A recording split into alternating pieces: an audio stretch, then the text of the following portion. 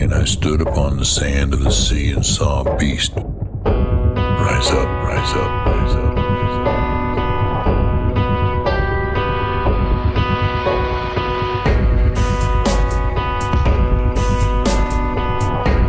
Who is able to make war with him?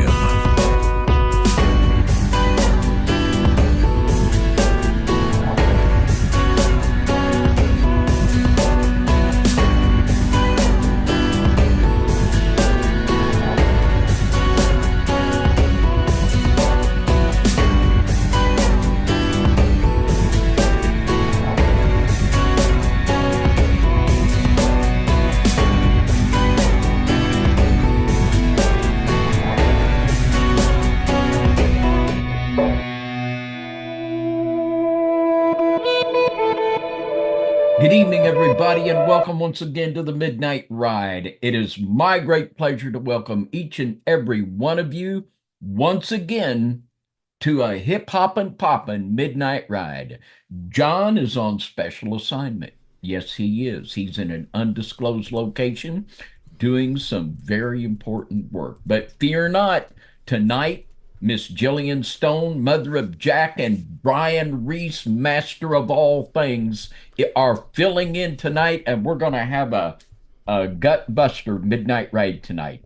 Our subject for tonight is the Druids, and tonight we're going to be taking the Druids back in time and connecting them with the NEPHILIM giants, and we're going to be bringing them right to the present moment and showing you the impact that the Druids are still having on our society.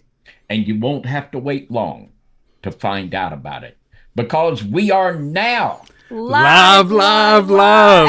What's up, guys, and welcome to the Midnight Ride. No, you're not having a visual disturbance, but you're looking at the substitute John Pounders this evening. I'm Brian Reese, glad to be part of this program tonight. And with that being said, welcome to the broadcast tonight. And I got two special people, like Brother David just said, he's introduced himself, but hey, he's read 20,000 books. David Carrico, how are you doing? And Miss Jillian, how are you all doing tonight? doing fantastic, feeling frisky, well. up in here. I'm just glad to be home, you guys. I don't have to do this in a hotel this time. That was an interesting experience last week, but today we're back home. I'm in my cozy cozies, and we're gonna go off on this topic. I'm so excited. It's given me such a exciting week, just full of studying. And honestly, I think that when I commit to something like this, where we're all going to be together, it gives me an opportunity to really focus in. And so I really wanted to become somewhat of, a pretty good expert in the realm of talking about the Druids and all of that, especially with how they influence culture today. So I think that I feel like I'm very well prepared on this topic, and I'm very excited to see both what David has and what Brian has. And I think that it's going to make a really good just tie in, all three of us going in and showing you guys what we've got. And hopefully you walk away with a lot more knowledge on this topic, and, including it in your life and maybe even understanding, some of the letters that Paul wrote a little bit more, because ultimately, like, he wrote a lot of letters, and I bet a lot of you didn't know that the Druids were one of those letters. So I'm really excited. So David, take it away. This is going to be so good. All right. Well, I'm going to begin by reading a couple things from Genesis 6 Giants by Stephen Quayle, and I'm going to make the connection with the Druids back to the Nephilim giants. And Mr. Quayle has a couple excellent chapters on European giants in this book. The Galatians were called the world's tallest people. And it says, this is also on page 214, Achaemon's hordes, meanwhile, having advanced with the southern route, first settled in Cappadocia and Galatia, and later on the southern shores of the Black Sea. From there, they spread into Gaul, which today we call France, and also across Spain, where they assimilated with the Iberians and thus became known as the Celtiberians. being as prolific in Europe as they had been in Asia. Gomer's oversized children soon spread over a vast territory. They were called by the historians Gomer's oversized children. And in Genesis 10, we see that Gomer was one of the grandchildren of Noah. It says in Genesis 10, now these are the generations of the sons of Noah, Shem, Ham, and Japheth, and unto them were sons born after the flood, the sons of Japheth, Gomer, and Magog, which Magog figures huge too in all of this.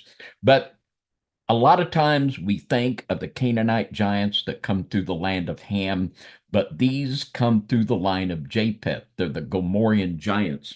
And they came down in the region of the Caspian Sea, there in the Ural Mountains. And this is the area the Caucasus Mountains.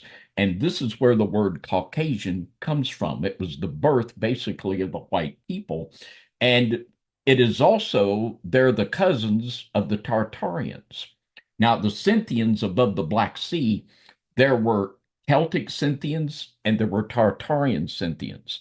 And basically they split, and the Tartarians went to the east and they became the Mongols and the Tartar races, while the Celtic Scythians, they came down to the south into France, Spain, and settled in the area of Asia Minor, where Paul wrote to them in his epistle to the Galatians. Now, there's another huge connection here. I want to read on page 240 and of Stephen Coyle's book. It says the first historians also left evidence that the Gomorian giants who followed Akmon into Asia Minor worshipped him and possibly his brother Doeas as gods. Now, here's the interesting twist, and one that most historians miss. The Gomorian giants actually can be traced into Greek mythology, and as such were actually individuals who were giants and who were treated as gods.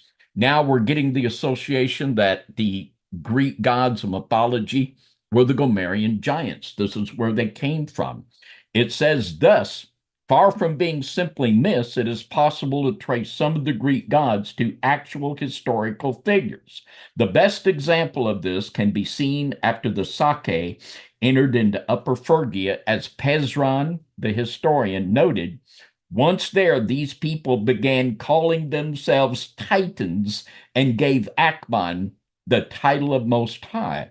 And there are actually historians that associate these Gomerian giants with the Titans in Greek mythology. And this is actually, they in Greek mythology, they were imprisoned in Tartarus. And in 2 Peter 2 and 4, the word for hell there, where the fallen angels are chained, is Tartarus. So we see the word of God giving a little validation that there is certainly an element of truth that runs throughout this historical strain. The giants were real, and the Greek gods were real in the sense that they were actually NEPHILIM, and they were Gomerian giants that came down from this area of the Caucasus Mountains. Now, I want to read from Josephus.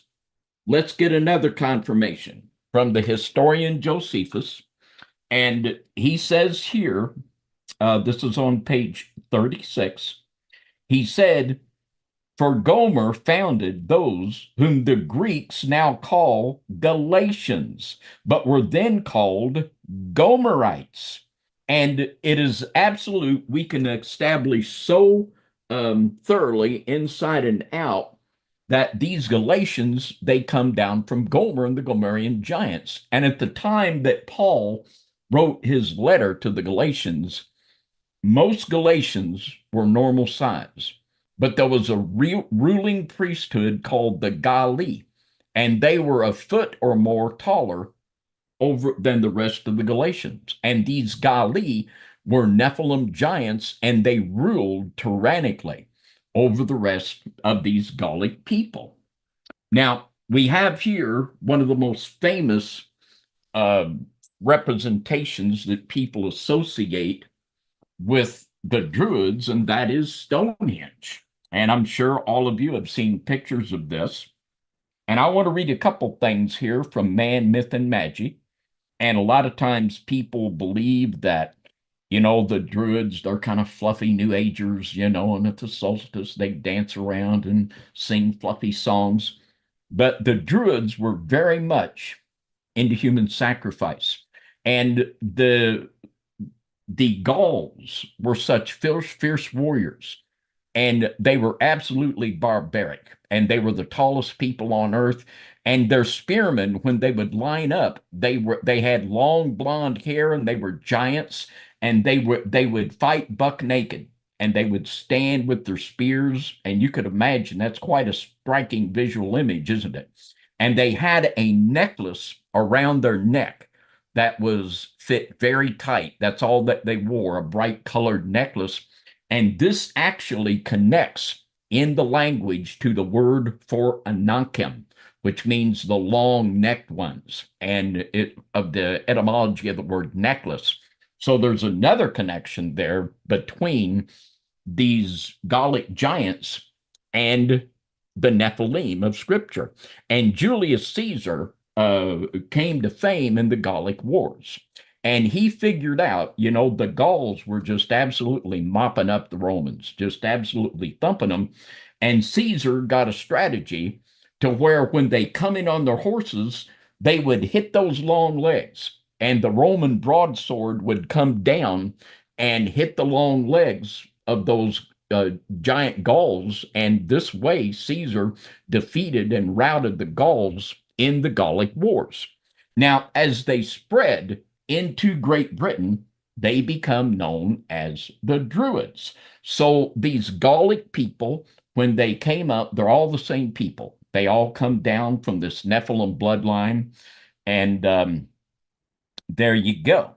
Now, I'll read a couple things here that's interesting. And this is from Man, Myth, and Magic. And this is another Nephilim connection. It says here, and this is on page 721, and John and I, we got into this in another midnight ride. But it says here, most early writers agreed that Stonehenge should be attributed to the cult of Apollo in the island of the Hyperboreans. Now, here we have a real connection with the possible origin of these Gomerian giants in Hyperborea, which was in the far north that had an entrance into the inner earth. So there's a lot. And John and I, in one midnight ride, we brought out several things that really hammered home this Hyperborean connection here with Stonehenge. Now, also, it says here, this is on page 720 of Man, Myth, and Magic. It says, they certainly appear, speaking of the Druids, they certainly appear as lawgivers and as being directly concerned with animal and human sacrifices, including those holocaust in huge wicker constructions attested by Strabo and Caesar. It was the practice of human sacrifice under Druid auspices in the Celtic world that was largely the cause of the proscription of the religion by the Romans from the 1st century AD onward. And they had a thing about building these big wicker man idols, putting people in them and burn them to death. They'd done this all the way back when they were in Rome and in the area there in Europe and Asia Minor. And this aggravated people. And the Romans, they weren't known for a high moral character, but, even that was too much for them. And these were such barbaric people, and they would, when they would kill someone, they would drink their blood. They were Nephilim. They were barbaric, and they were monstrous. And Caesar went to war in the Gallic Wars and routed them and drove them up into Britain. Now, Brian has some slides here that he's going to speak to. And in England, there was a lot of this Wicker Man stuff went on in England when they were known as the Druids there. And this made its way into our culture through the Wicker Man movies. So, Brian, there's several slides here that we can show to the folks. and you just speak to those and show those to our audience. I know a lot of our listeners are very aware of this. Well, what's interesting about this one? This one's called The Wicker Man. It's a 1973 movie, and it's a horror mystery. And as you can see on the slide here, it looks very similar to the Burning Man, events and venues and whatnot. So it's very interesting with the ladder going up, and it kind of looks robotic, but the whole depiction, the illustration of it, right? So I went ahead and made another slide too. This one's the Wicker Man 50th anniversary. And speaking about tonight, where we're discussing Druids, as you can see, there's a lot of depictions, and I guess let's just say predictive programming and all kinds of good stuff on both left and right. In the Wicker Man, there's it almost reminds me of Wizard of Oz. There's this road that leads to the Wicker Man, right? The Burning Man, right? And there's these they're having celebrations and whatnot. As you can see on the right side of the screen here, it has like an antler type of head dressing, right? It looks like a deer and antlers, and I know we're going to be talking about that here in a little bit later in the program. But you see this; they're celebrating the Wicker Man and paying homage to the Wicker Man as they walk up to this on this 50th anniversary. I couldn't believe it, of this 1973 film. And did you know? I remember this film back in 2006. I thought I even watched it back in 2006. Nicolas Cage came out with a rendition, like a different reboot of The Wicker Man. As you can see on here, there's the eyes in the background and the girl on the screen there, and it says, "Some sacrifices must be made, The Wicker Man." This is a 2006 with Nicolas Cage movie that came out, a reboot for The Wicker Man. And how diabolical and sinister, if you just look at just the slide in itself and the picture from the movie. There's another one that goes along with the Wicker Man in the 2006. You see Nicolas Cage running, and then you see the Wicker Man in the background. It looks very similar to the 1973. I guess they got inspiration from that. But on this slide, it says, "Be careful what you search for." And I thought that was interesting. Like, it's like concealing something, right? And Nicolas Cage is like running. You see the clouds and the lighting in the background, and how it's perceived on the movie. It just seems strange to me. I remember bits and pieces when it rattled in my head, but I can't really remember all of it. But it does depict, running toward, sacrificial kind of stuff, running toward the Wicker Man or running away from it, and get into that Burning Man concept. So, David, it's Nicolas Cage has played in a lot of different, let's just say, cultic movies. He, like a lot of things, it's mysterious, treasure hunting, different things, a lot of, I guess, mind-turning movies and topics to that level. So what do you say about this, Brother David and Jillian? What do you think about these Wicker Man movies? Go ahead, Jillian. Well, I think that it's very interesting, especially the one right before the Nicolas Cage, the bees that were around the cover of this little girl. And I don't know if you guys are who are in this chat are super familiar with certain like mind control symbols, but the bees symbolize like a hive mindset.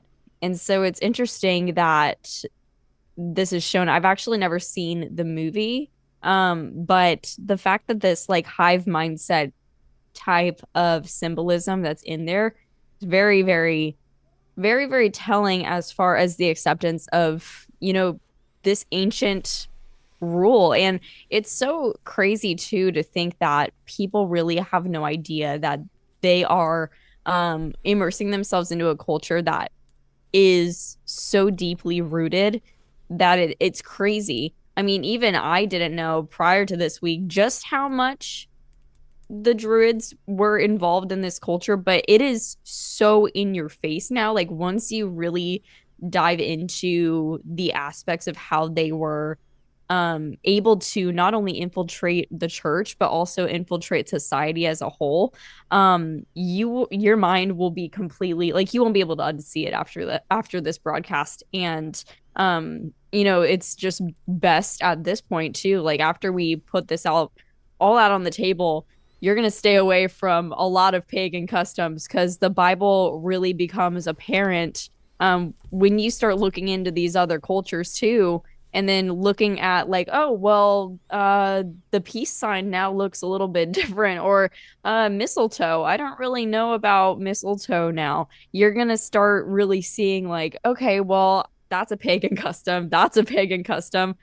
How do I separate myself from this, but also how not to be super legalistic about it as well? Because at this point, like, you really can't run from it. It is so in your face. Like, you cannot run from it. It is, as soon as you step out of your house, you will probably see something. Like, even I did today. I was going through the mall with my husband, and there was literally a Gaelic symbol on a brand. And I'm like, what is going on? How is this happening? And so it's like, once you're kind of awakened to all of this new information, it kind of helps you navigate a little bit more as to why the Bible says what it does, and how to incorporate it in your life in the best way possible to keep you and your family safe ultimately. And also, that symbol of the bee is a symbol of bloodline. Mm-hmm. And in the Merovingian and the Habsburg bloodlines, on their coronation gowns, you can look at the coronation gown of Maria Habsburg covered with bees.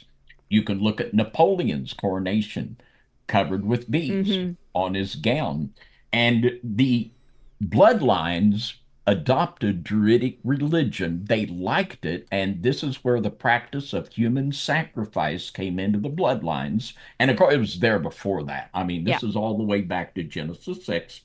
And this has now, in their obsession for the purity of the bloodline, this is why you see SRA victims that are bloodline abducted and brought into this to try to purify the bloodlines. But Yeah. it's nasty, nasty stuff. So Well, crazy. I do have one thing before we move on here. You just got my mind set on the giants, right? When you're talking about Genesis 6, when you look at this, it just kind of resonated with me when you said Genesis. If you think about the Zimazus, and speaking of a tribe Oh, of giants, Zamzu. and they have the sound, they sound like bees, right? So is this something here? That's used talking about the bloodlines. Is this something to do going back in ties to the Nephilim, what is being depicted here on this Wicker Man 2006 film with Nicolas Cage? That's just my Yeah, 2 cents on that. yeah, yeah, My mind's open to absolutely. that. Yeah. The I Zamzuman, you just yeah. say Zamzuman, it sounds a little buzzy, doesn't it? And Yeah. it literally means they that buzz, and these are Yeah. a biblical tribe of Nephilim. And in Merovi, who was the founder of the Merovingian bloodline, this goes back about 500 AD, there were, I don't know how many, a bunch of golden bees that were found in his tomb when they opened it. They Hmm. loved this bee thing. And it is absolutely one of the signatures of this Nephilim bloodline. Mm-hmm. Now, I'll read something here from Herodotus. I'm reading from the Great Books of the Western World and the Britannica series, and it gives us a real picture of just how brutal they were. Herodotus, the historian, he wrote, and these are the Celtic Scythians. And like I say, we had Celtic Scythians and Tartarian Scythians, and, take your pick. They're both rough boys. And he says here, uh, in what concerns war, their customs are the following. The Scythian soldier drinks the blood of the first man he overthrows in battle. The skulls of their enemies, not indeed of all, but of those whom they most detest, they treat as follows. Having sawn off the portion below the eyebrows and cleaned out the inside, they cover the outside with leather. When a man is poor, this is all that he does. But if he is rich, he also lines the inside with gold. In either case, the skull is used as a drinking cup. Never accept a cup of coffee from a Gaul. Never do it. Now, I want to read also here from Pliny the Elder in his Natural History, and there's so much historical information about these. And like Jillian said, I really hope we run some of the pagan customs that Americans enjoy so much. When you find out how demonic and evil it is, you might actually get repulsed and want to stop it. But this is what Pliny the Elder, this is from um, Volume 2 of his Natural History, this is on page 429, he says, while on this subject, we must not admit the respect shown to this plant by the Gallic provinces, speaking of the mistletoe. The Druids, that is what they call their magicians, hold nothing more sacred than mistletoe and a tree on which it is growing, provided it is Valonia oak. Groves of Valonias are chosen even for their own sake, and the magicians perform no rites without using the foliage of those trees, so that it may be supposed that it is from this custom that they get their name of Druids, from the Greek word meaning oak. But further, anything growing on oak trees they think to have been sent down from heaven, and to be a sign that the particular tree has been chosen by God himself. Mistletoe is, however, rather seldom found on this kind of oak. So this mistletoe, this is ground zero of Druidism, and of course, this has found its way into the Christmas celebration, and it's tied in with the idea of kissing and sexual contact. Now, I want to read something here from the Golden Bough. And the Golden Bough by Sir James Fraser, it speaks here about the Galli. And the Druids, when they were in Rome, the Gallic people, they were the leaders were called the Galli, and then they begin to be called the Druids, this ruling class of giant magicians that were sorcerers.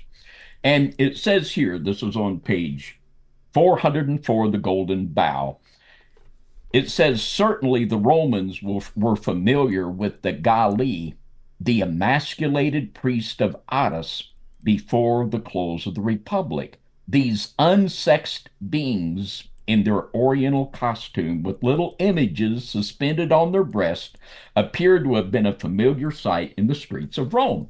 It sounds like modern day America, doesn't it? And they were unsexed because the priest of Galli would voluntarily castrate themselves.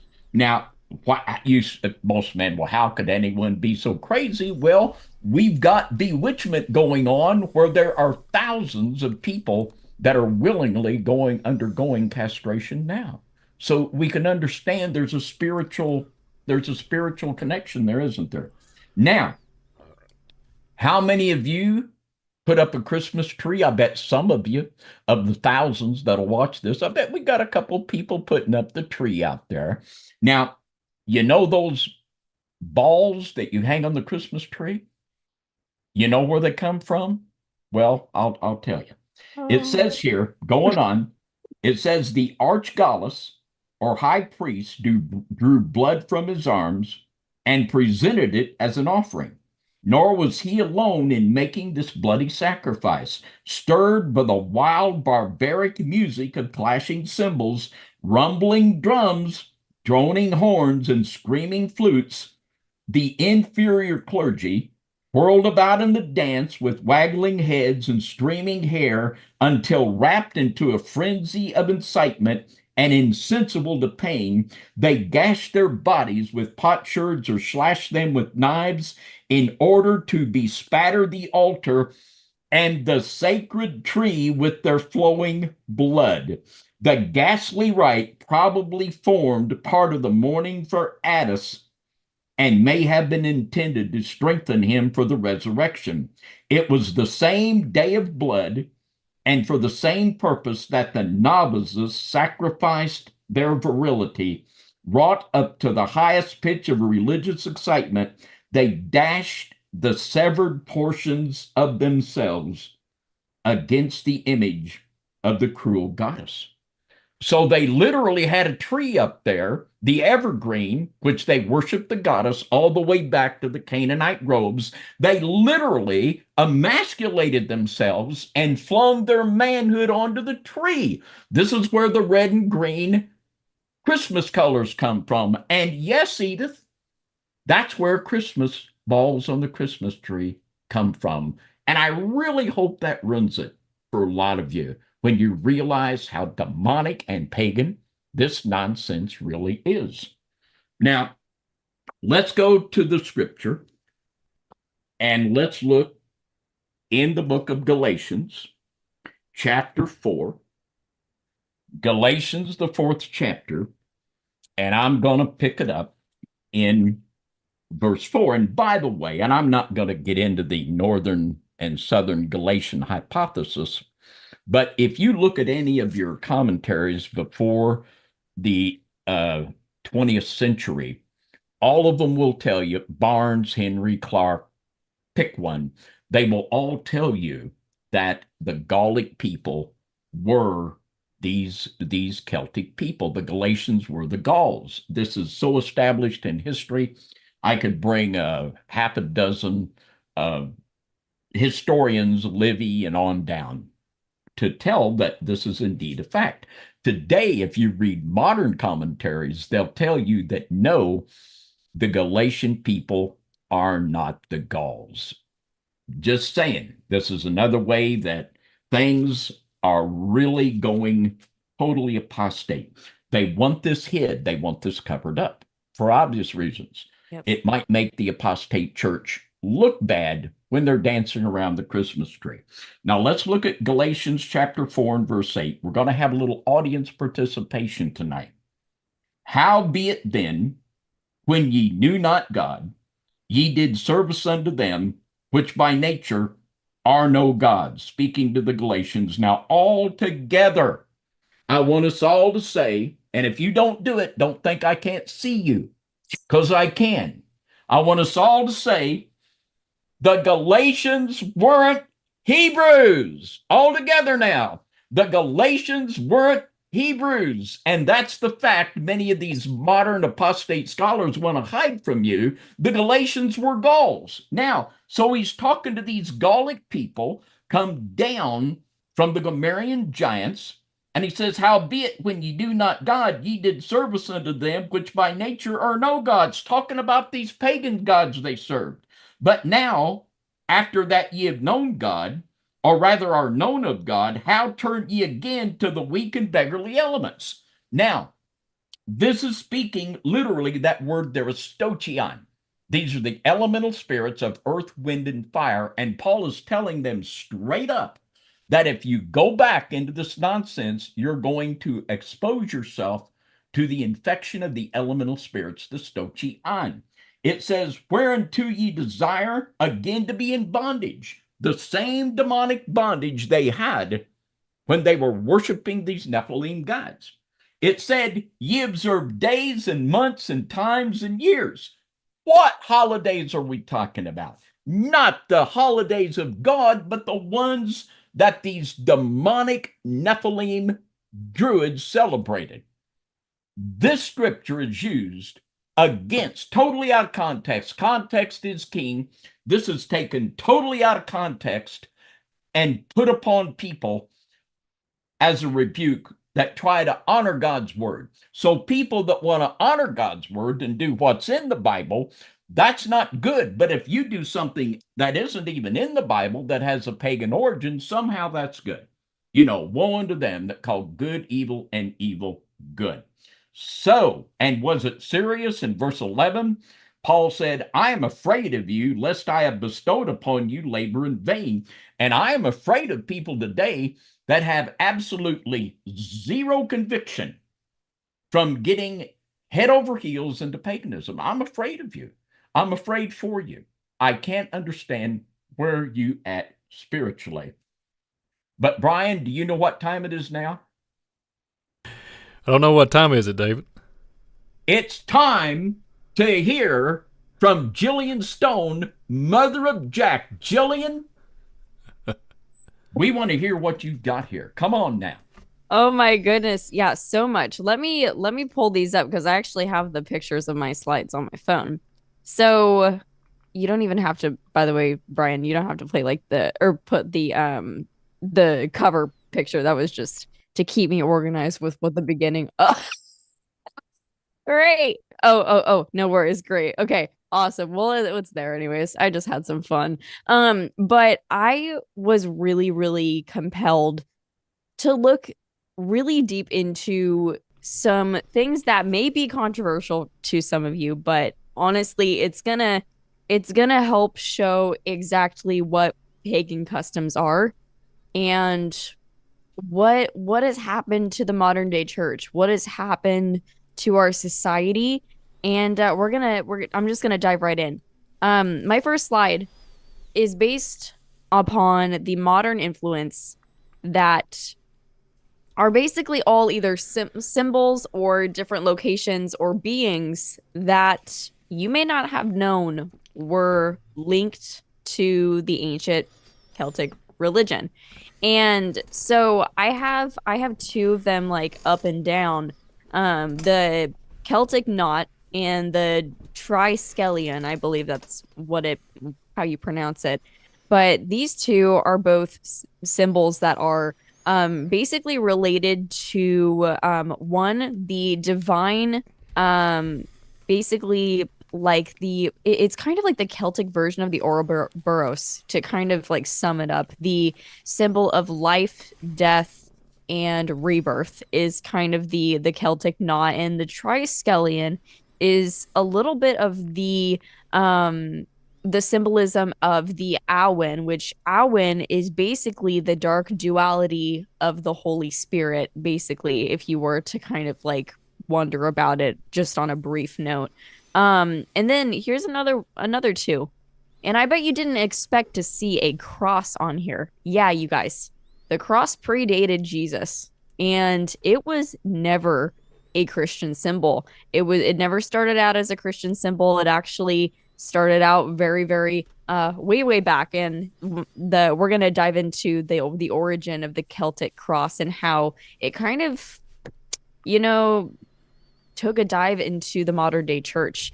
And then the second one below the Celtic cross is the tree of life. Now, I bet you guys have seen the tree of life in a lot of different places. I mean, I have seen it in so many stores. Hobby Lobby sells it. Farmers market, like art shows, whatever, they sell it. Different stores just in general, like even like Walmart sells it. Like the tree of life is a pretty popular one. I'm sure you guys have seen. Then of course you have the Yule log, which symbolizes fertility. And yeah, nope, the Christmas songs with all the Yule log and the Yuletide, it all comes from that Celtic practice. And David went over the evergreens, so we kind of don't really need to go over that one. But mistletoe too, we don't really need to go through that one. But what was interesting below the mistletoe was the Yule goat. And so I wanted to explain this one. Did you ever wonder where Rudolph the Red-Nosed Reindeer came from? Well, it actually came from the idea of these Yule goats. Santa's magic sleigh with the reindeer, it actually came from first these Yule goats, which were offered up as sacrifices during the time of the Yule festival. And another one that I thought was interesting was the banshee. I never knew that the banshee was actually linked to the Celtic practice, but I did know that wishing wells were. Now, this is really interesting because I did a little bit of a deep dive a while ago on kind of the Awen, basically how Awen had infiltrated the Catholic Church, and how basically the Catholic Church is nothing short of just another parody of Druidism. And what's interesting is after Caesar basically took over the land of the Gauls and defeated all the Druids, he kept certain places that were sacred to these Druids. Or sorry, not Julius Caesar, I meant Constantine. So sorry, you guys. Constantine did this, and one of the things that he wanted to keep were wishing wells or sacred wells in the Catholic Church. If you look up Catholic Church sacred wells, the amount of wells that will pop up will astound you. You will be so shocked. How on earth are these here? Well, unfortunately, you guys, the Catholic Church believes that Mary is basically this water purifier that will literally intercede for you and save you of your sins if you go to these certain wells and you anoint yourself with the sacred well water and all of that. It's pretty crazy. Not just that, but I included Hollywood. And that one's pretty self-explanatory. I mean, there are so many things to Hollywood in general aside from the name, but the wood of a holly tree was actually used as a magic wand to the Druids. They would literally either magic wands, or they would take them and use them as big staffs, and they would, walk around with them like, they do their thing with them. But Hollywood, it's interesting that the center of entertainment in America and also worldwide just happens to be named Hollywood. So there's that slide. I thought that was very interesting. So let's go into a topic that we briefly spoke about in the very beginning of this episode, and that's Burning Man or the Wicker Man. And what's interesting is I have two different things, and I actually drew this myself, but I have here a picture of the Celtic cross, and I have an aerial view of the Burning Man campgrounds, and you cannot tell me that that does not look like a drawing or like a engraving of the Celtic cross. Isn't it interesting how in the middle of the almost bullseye is the center of Burning Man, where they actually burn the man? I thought that that was so incredible when I came across that. Even my husband was astounded. He was like, wow, that's pretty interesting, because it's not every day that you have, an entire pagan festival and they claim that it's this revival, but the entire campground, the aerial view looks like a Celtic cross. I mean, down to the Helios in the background of the cross as a whole. It's pretty close, pretty crazy. Do you guys have any input on that, David or Brian, before I continue on? Picture's worth 1,000 words. I know. It is what it is, and there it is. Yeah, it's crazy. It is crazy. So let's move on. And this one was pretty interesting to me. And I wanted to kind of decode basically the symbols behind the Celtic cross, what it represents, and who basically assimilated this into the Catholic Church, or into the later on the Celtic Christian Church, which later became very, very interlocked with the Catholic Church, the Roman Catholic Church, and then it just became kind of one. And so we're first going to be talking about it's kind of like the Trinity, the Dark Trinity, per se. And the first we're going to be talking about is Cernunnos, the Celtic tree deity. And I put down below the equivalent is Dionysus. If you guys are wondering, a little bit extra research, he's basically the Osiris figure as well. That's another equivalent. The son of the sun god and the son of the moon goddess per se, that we're going to get into later. But he's associated with the crossroads, the underworld, reincarnation, and symbolizing the cycle of life and death. And so that I perceived to be the cross itself, the T, because the T coming across in my research was the symbol of the tree. And it's actually pretty tied into one of their most sacred trees called the yew tree. And the yew tree is actually, it's really symbolic when you look at the death of Christ, but the yew tree is basically a symbol of death. It is the death tree that the Celts use. And so I thought that was a really, really crazy thing to come across. And so the second symbol, which would be on the slide as kind of like that Helios, is the divine feminine of Danu. And we're going to be talking about her a little bit. I'll kind of just read this. Danu is recognized as a profoundly significant deity, embodying the essence of motherhood, fertility, and the ancestral lineage of the gods themselves. Her name is intrinsically linked to the Tuatha De Danann, translating to the people of the goddess Danu, a legendary group of deities, heroes, and skilled beings who play pivotal roles in Irish myth. This connection underscores her importance, not merely as a deity, but as a foundational figure in the mythological hierarchy and cultural identity of the Celts. Danu's presumed attributes and the reverence with which she was held hint at a deeply rooted veneration, suggested her role as a symbol of the earth's bounty, wisdom, and nurturing force behind the natural and divine worlds. And later on, you'll find that she kind of turned herself into another figure in the Catholic Church called the Blessed Virgin Mary. So we can just move on from there. She is that divine feminine cycle that you see behind the cross. And the final one that we're going to be talking about is the supreme symbolism of the Celtic cross. And this I interpreted, and many others interpreted it to be the weaving, the ultimate foundation of the cross, that you see the like squigglies that are within the lines. And this is symbolism of the chief god of the Tuatha De Danann, with the Dagda as the Dagda, that's what his name is, portrayed as the father figure, king, and druid. He is associated with fertility, agriculture, manliness, and strength, as well as magic, druidry, and wisdom. He can control life and death, the weather and crops, as well as time and the seasons. He is often described as a large bearded man or giant wearing a hooded cloak.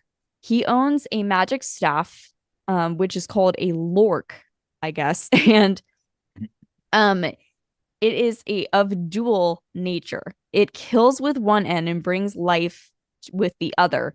He also owns a cauldron, the Choir Onsic, I believe that's how you pronounce it, which never runs empty, and a magic harp called a Uathin. I think that's how you pronounce it. I can't speak Irish or anything like that, so forgive me for that. Though this may be the name of the harper, which will not play unless called by its two bynames, and the harp can fly by itself to the Dagda when thus beckoned. So what's interesting about the cross in general is that it portrays three different deities that make up this higher power, this higher hierarchy, if you will, which is the sun god, the moon goddess, and then the son of both of them. And so throughout many different cultures, you'll come across these three specific deities. So like you have in ancient Egypt, you have Osiris, the son of the sun god, Ra, and not Ra, David, you know. Why am I forgetting his name right now? Horus, that's his name. And husband of Isis, which is also very weirdly also the wife of Osiris too. It's a very weird twisted thing, but they've all been together in weird ways. But that is kind of the trinity of that cross. And so coming across that too was a pretty big shock to me, because ultimately it was just, why on earth would this be connected to Christianity in general? And why on earth would it be, significant today? And why is it that the modern day church decorates their churches filled with crosses? And like, why are we using not only the crucifix, the device that killed Christ, but why are we also using a pagan symbol in our churches? Now, I parted with my crosses a while ago, as soon as I learned just the Roman significance of the letter T in general, as well as, the cross itself. I rid my house, and luckily I only had one cross in my house, but I rid my home of it. I wasn't going to have anything to do with it because I was so disgusted. But it's interesting because there were so many people in the Bible that, were connected to the Galatians, that Paul even used their words in Galatians 1, where he said, it was Galatians 1 verse 8, but though we or an angel from heaven preach any other gospel unto you than that which we have preached unto you, let him be accursed. As we said before, so I say now again, if any man preach any other gospel unto you than what ye have received, let him be accursed. There is a lot of stuff that went on during the time of the Galatians that made Paul say what he did. There was a lot of twisting going on, and one of actually the interesting connections that I came across was the creation of the Celtic Christian church, and how they literally interlocked with the modern day church later on, and also were one of the foundations of creating Christian mysticism, the New Age, and all of that within the Catholic Church, as far as, looking into Pseudo-Dionysius, who was a Greek philosopher, apparently converted Christian by the words of Paul, but completely twisted it up. And then you have the time of I think his name is Benedict of Nursia. That's his name. And he actually partnered up with one of the Celtic Christian churches to basically join forces and truce with each other. And from then, he kind of went along this, I guess, weird dark path, and he ended up becoming the founder, one of the founding members of Mystic in the Christian community, or I should I say Catholic community.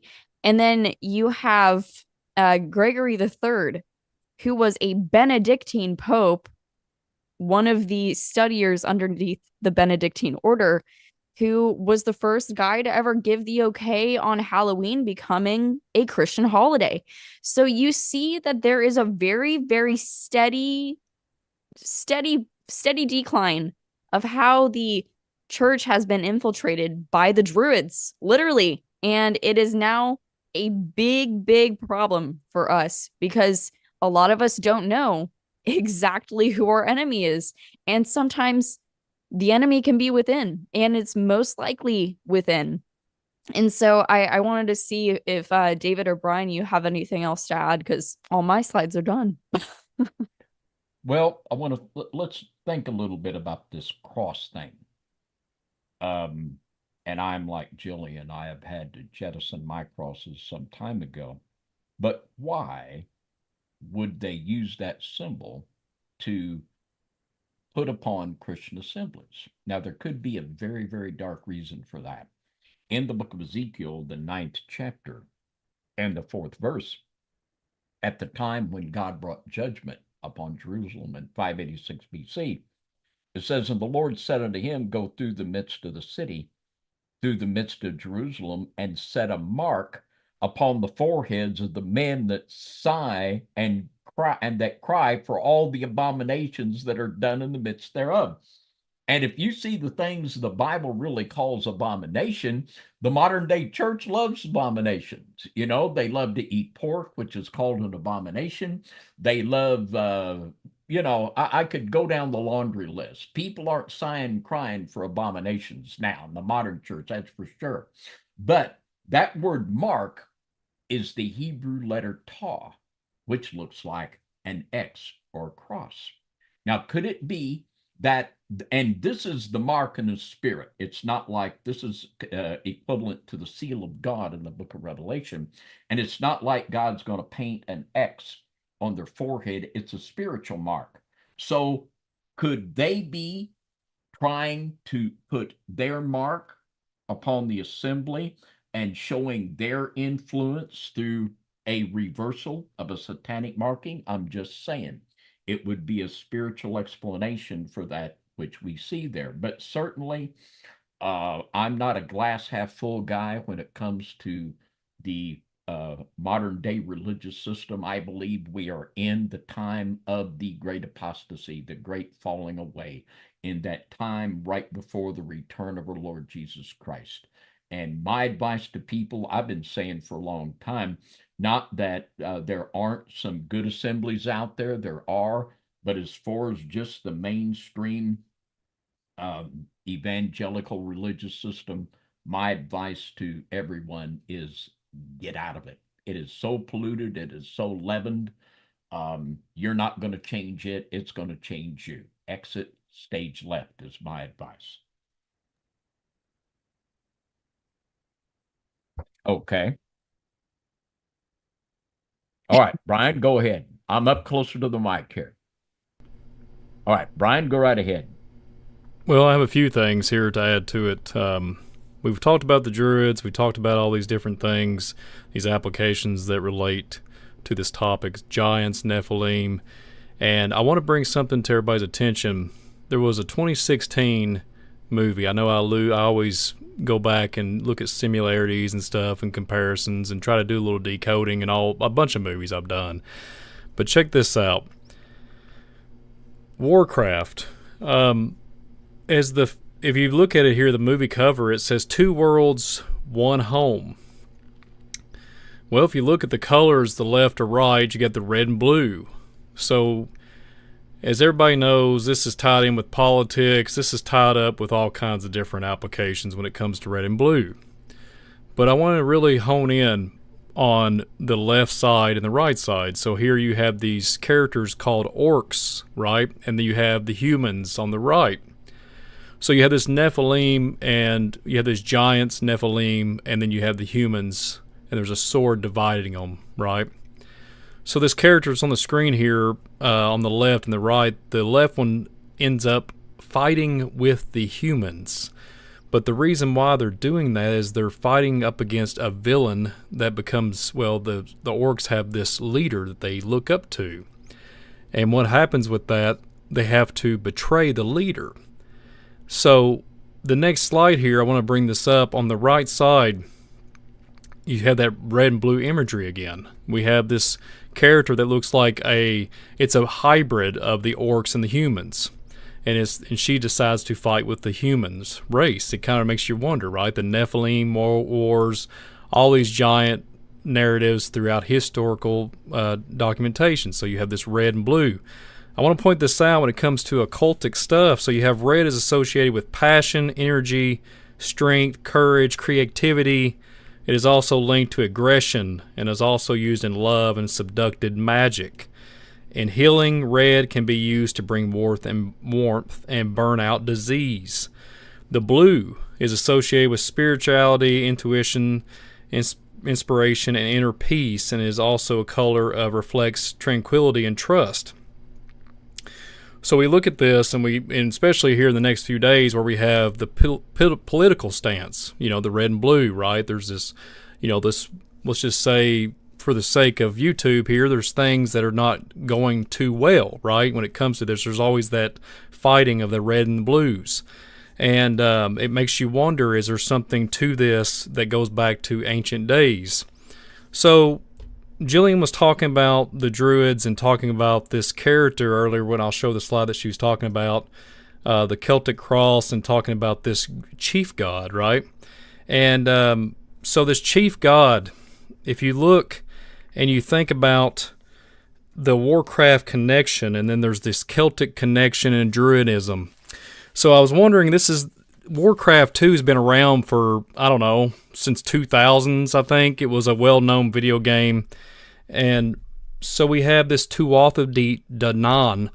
I'm probably butchering it. But we have this character, Tuatha De Danann, and guess what? The Warcraft character, there's a character like I talked about earlier about the adversary, and his name's Gul'dan. So we have Gul'dan here. Gul'dan is a character that is the leader of the orcs. As you can see on the screen here, it has a depiction of when you look at what the Druids would symbolize when you talk about their status, like their stature. Like the character, he wore these horns like Cineros, like Jillian was alluding to earlier in the program. When you talk about the headgear, he wears the horns. So Gul'dan he's the high priest. He's the high priest that wields a staff. He has a staff. So isn't that interesting? It goes along with the character that we was referring to earlier, Tuatha De Danann. And it kind of makes you wonder what's really going on here. And there's, let's just say, like I always say, these producers and directors have some kind of pre-knowledge of something. when it comes to when they put emphasis in the information in these movies. It's baffling the mind, really. So we have this Druid connection. So what's interesting, you also have the giants and the Nephilim connection. So this character has this Gul'dan. He has the ability to open up a great gate. So they talk about the great gate, and when the movie, it's inverted. It's like as above, so below. It's like a mirror, and they go in, and there's just so many occult references in it, and it's almost blaspheming when it comes to biblical stance and everything. There's an orc that is pregnant in the movie, and she tells her husband, I'm going to go and fight, but she has a baby in her belly. But when she goes through the great gate, it puts so much pressure on her, right? So you see this green imagery. They all go through this green gate, but the reason why they have this green gate is they have these sacrifices of these creatures. They look half humanoid and everything that's in these cages. Isn't that kind of interesting when you look at what's going on in our world? But Gul'dan uses this magic. He uses magic. It's called field magic, and it's literally, just to sum it up, it comes down from I'll just read what it says here. So it has the sacrificial magic was considered a great violation of life, and has wounds. It heals wounds and goes through this punishment phase of sorcery and uses of arcane magic and the magic of order. That's what when it comes to the video game stance, and also when it comes to this movie, he extracts the essence of these characters, of all these half human, half whatever he can get a hold of. He can take the soul and the spirit, right, extract it from the individual. But what it boils down to, this arcane magic, it resides in this character, the field magic, F-E-L magic, that's what it's spelled, field magic. It has these magical properties. So this blood, it's actually called the blood of the demons, which was so baffling to me. Blood of the demons. So Gul'dan can extract all this, and he goes back to the Great Gate to come into the earth world, to the human world, right? And like I was alluding to earlier, it's inverted.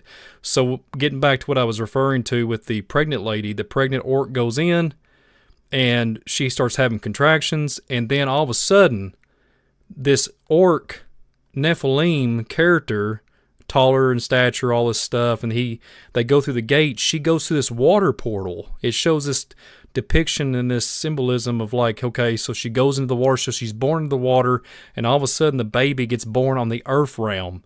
So it's like earthborn, right? It's almost like symbolic, and it ties into the Genesis 6 narrative and the Nephilim. It's so bizarre, it's unbelievable. You can't really make it up, but this is what the movie is depicting.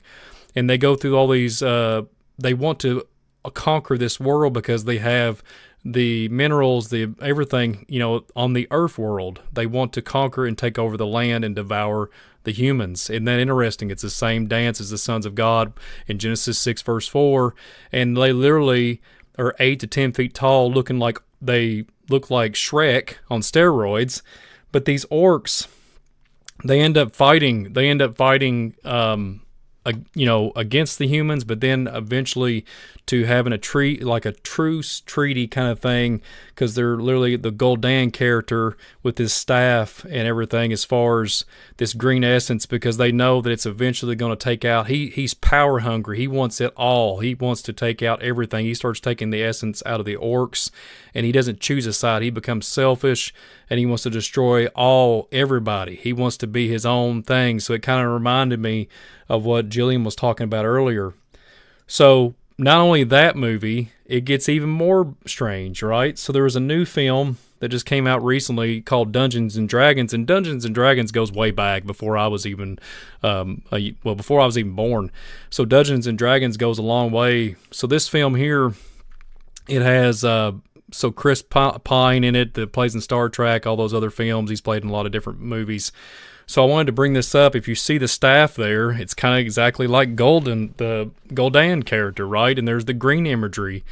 And is he carrying the blood of the demons with him in that staff? Is it the same thing when we're coming to this druid, the druidism? Is there something here? There's magic, there's dragons, etc. Just like it was on the Warcraft movie. It's the same setup. It's in these staff. When you go out throughout history, you see these Merlin-like characters coming through. I've listened to a lot of podcasts, listened to a lot of videos. They talk about these ancient men that carry these staves that can live for 500 years. It's almost insanity world. I mean, you can't make this stuff. This is out there in the internet of things, and people actually believe this garbage.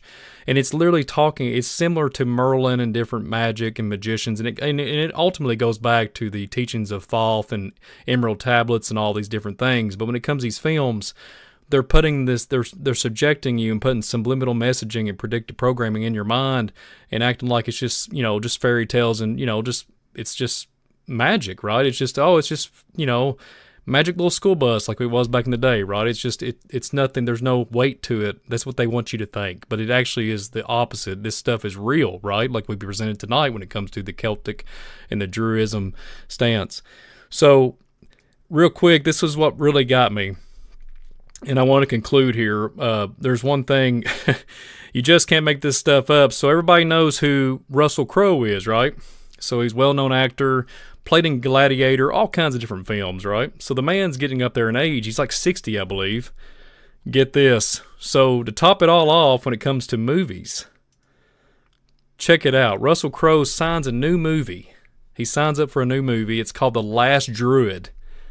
And you can't make it up. So it's so the Oscar winner Russell Crowe has signed a new movie titled The Last Druid, and the Gladiator. This was recently. This is recent. It's just it's fresh off. You gotta be kidding. It's fresh. It's fresh. So he's the last druid. So Russell Crowe, he played Noah, right? So if you remember the movie Noah, they had very Enochian. Oh yeah, for sure. So they had the angels turn into rocks and all those different things, and there was so much.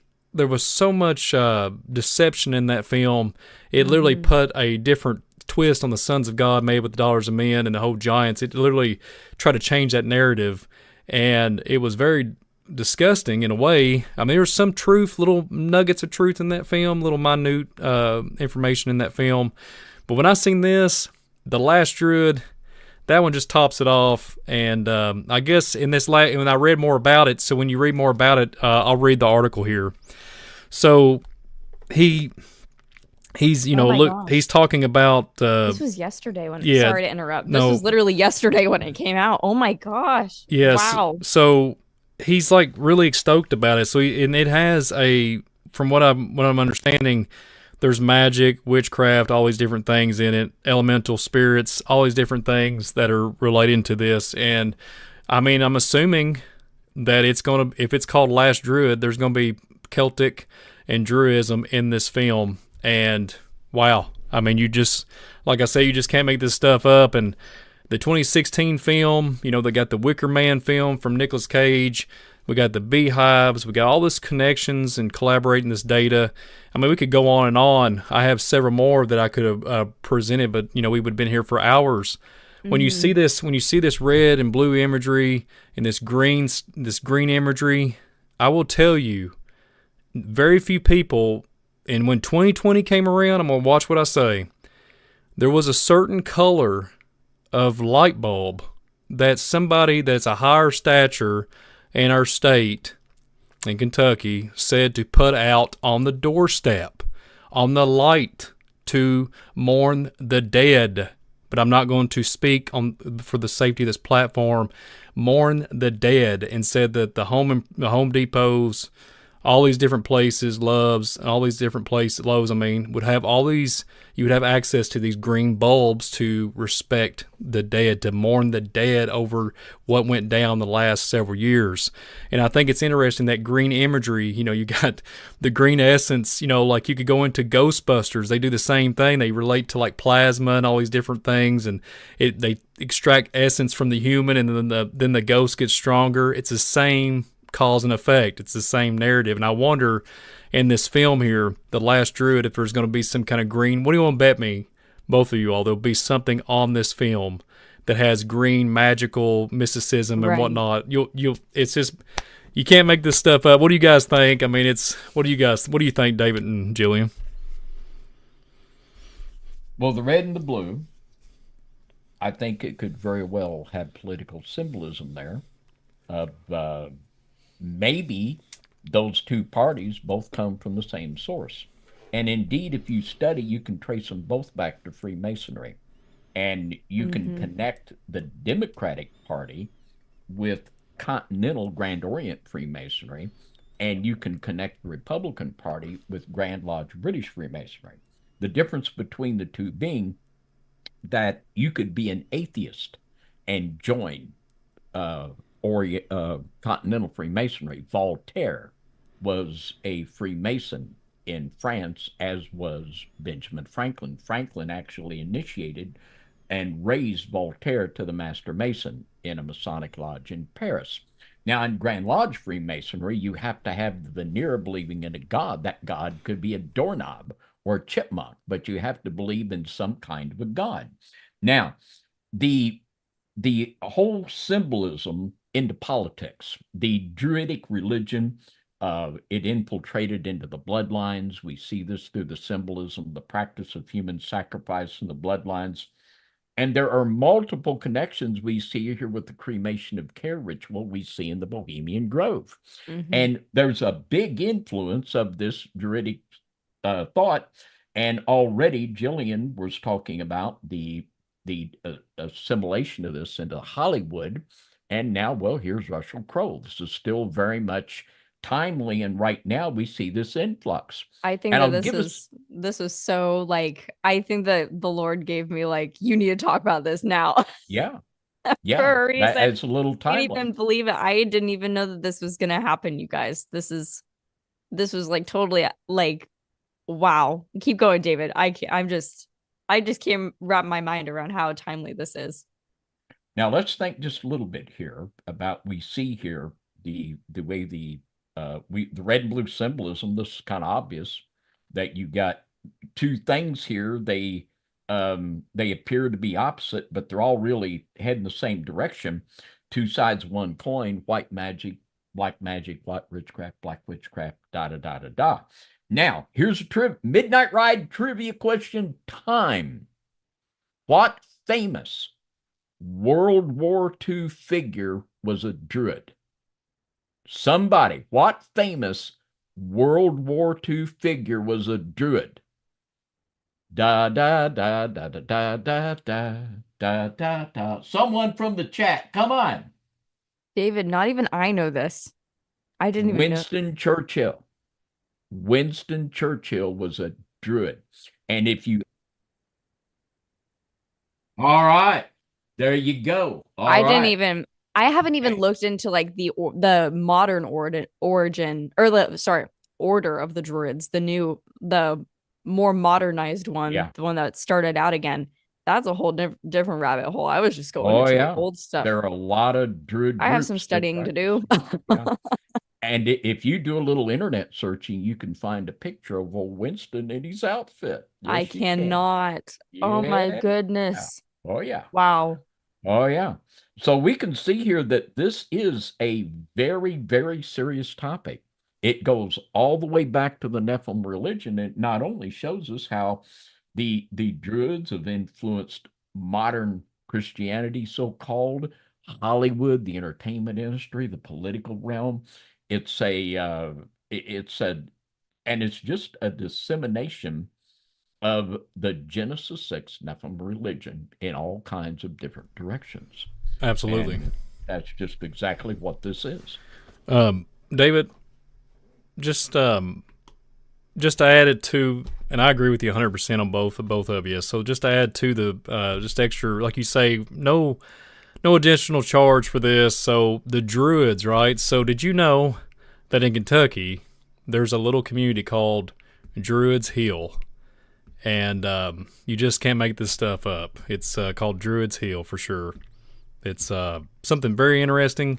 I did a little research in it. I can't find anything about a connection of Celtic traditions or Druidism, right? But I can find the reason why they got the name was supposedly from a park from Baltimore And I thought that was interesting about the Baltimore connection, right? If there's anything that could, connect the dots there. But we do have a Druids Hill in Kentucky. And David, no joke, guess how many miles? And 24 miles in circumference, not too far from that Druids Hill. Guess what we have?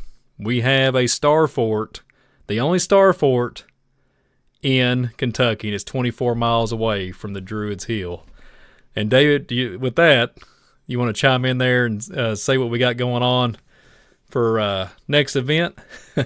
Well, and that's a shameless plug there for our FOJC Radio Sunday Night Live, Starfort, 7 p.m. Central Time, Underground Church YouTube channel. There you go, shameless plug. But yeah, we are going to be talking about that Sunday night. I love all this stuff. And I want to say too, that I realize that, people, they like to wear crosses. But I mean, today, you see Lady Gaga and these just vulgar people wearing crosses. I mean, really? It's like, why would you want to be associated with that, knowing who wears it too? And I know a lot of people, you're not trying to be bad, you're trying to be good. But you might want to think a little bit of what you're doing. It's just like people in the modern church, and especially in the charismatic and messianic movements, they love the hexagram.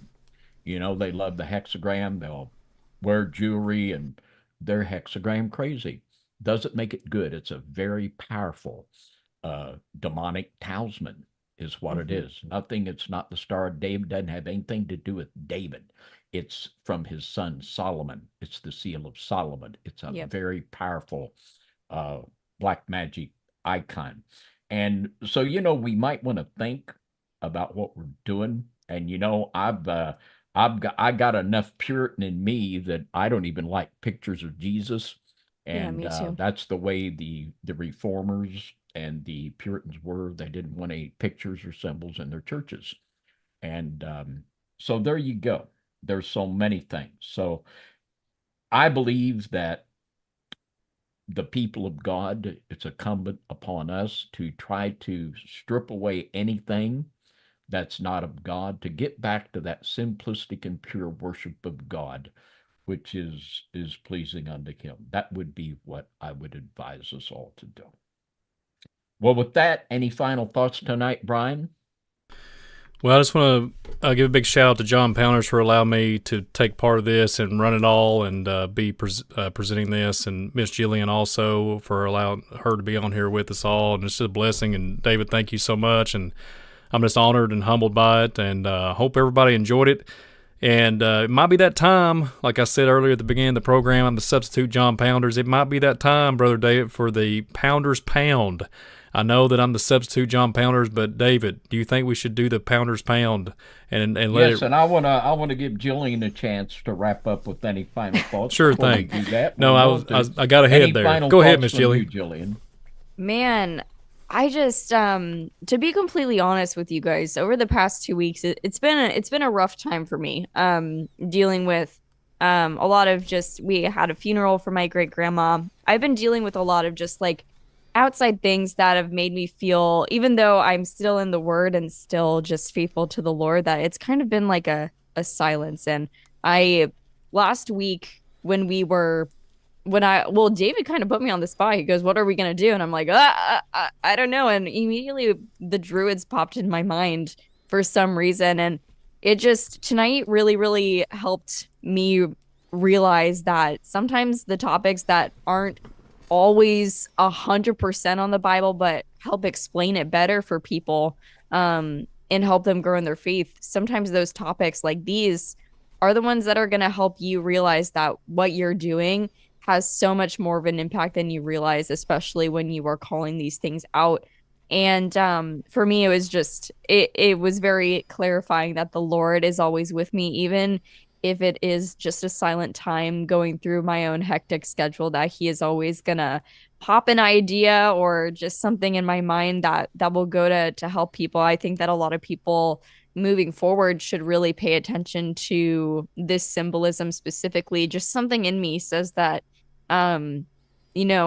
this is going to become the Druids and the, I guess, Celtic religion as a whole. I think it's going to become a lot more popular. Something just is in me that says that. And I feel like that might be the Holy Spirit, especially with what happened yesterday. I had no idea about this new Druid movie that was coming out. So this is all very timely stuff. So I'm really glad that we were able to give you something that is happening right now, and something that is really getting popular. So, but yeah, thank you so much to John Pounders for having me on. This is my third time on the Midnight Ride, and it is just such an honor to be able to do this and to ultimately just have a good time and share what I found. Like it is always such a fun thing to just really dig into something new, especially a lot of you guys as well as me, we're out of school, where we don't I mean, not to say that school was it was much help to us learning anyways, but we're out of school and we don't have teachers to always help us. And so when we really put hard work into something and really are trying to help fellow Christians out understand why the world is the way that it is, and helping them come closer to Christ, and maybe helping people who aren't Christian understand why exactly we believe that the religion is false in the most loving way, and honestly the most tactful way. This is like going into deep dives like this is the most tactful way to show someone the truth, because you can call names, you can get into a debate all you want, but history doesn't lie. And when you really take the time to like show people step by step why they believe, why the things that they believe are wrong, you're going to get somewhere better. And this is the only hope that I have for people, is that they understand, even Christians who do things like have a cross in their house or participate in Christmas or Halloween, why, we took the time and effort to really deep dive here to make you understand, this is why it is pagan. Who is behind this? Who started this? And how has it infiltrated the modern day church? And so I had a really good time, and I can't wait for the next collaboration. And yeah, I just am so blessed for Brian, David, and John, and Donna, and Karen, and Tina, and everyone. They're the best. And I'm just so blessed for all of you guys. David, I do have something to say real quick. I made a mistake a while ago. I almost didn't give Jillian to make her have her last words, and forgive me, Miss Jillian. So guess what? I'm going to allow you to do the Pounder's Pound on the way out, because I disrespected you almost, and that was my fault. So I'll give you the floor, Miss Jillian, to do the Pounder's Pound. What do you say, Dave? You think we can let Miss Jillian do the Pounder's Pound tonight, and then it's out of here? Let's do it. I don't know, guys. I feel kind of a little bit of a shaking going on in the background. I don't know about you guys. It's a little bit of a rumbling. Kind of hear the rumble. I kind of hear a pounder's pound coming in. Absolutely. Okay, well, let's just count to 3. 1, 2, 3. Boom. Boom. Boom. Hit that like button, everybody. Hit that like button, and let's send that algorithm through the roof. All right. Well, I want a big thank you to John. John will be back next week on the Midnight Ride. Yeah, that's right. And we want to give a great big thank you to Mrs. Jillian Stone for all that she brought to the broadcast tonight, as always. And to Brian Reese, we love you for all that you do. And for you, the Midnight Ride audience, you are thanking people, or you wouldn't be here. And we could not do what we do here at Now You See TV without your prayers and your support. So a big thank you to each and every one of you. And with that, until next Saturday night, 10 p.m. Central, a big high five and good night, everybody, from the Midnight Ride.